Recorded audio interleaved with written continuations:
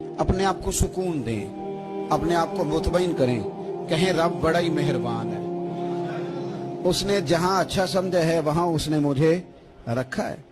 अपने ज़हन को इत्मीनान दें, सुकून दें। हमें तो मसला बन गया है, हम लोगों ने अपने आप को गैर मुतमईन बना लिया है।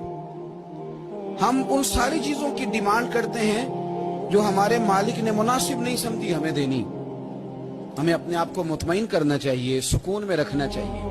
अगर आप थोड़ा सा अपने आप को सुकून दें, इत्मीनान दें, कहें अल्हम्दुलिल्लाह, अल्लाह तबारक व तआला जहां जिसको चाहता है वहां उसे बिठा दिया करता है। फिर हम लोगों का मनसब छीनना चाहते हैं, हसद करते हैं, बुग़्ज़ पैदा होता है, अदावत पैदा होती है, नुकसान होता है। फितरी तौर पर जो सलाहियतें अल्लाह ने दी होती हैं उनको भी जंग लग जाता है, जंग लगने लगता है उन सब चीजों को जो अल्लाह ने अपने फजल से हमें दी होती हैं। तो बात को याद रखें, जिंदगी में आप मुतमईन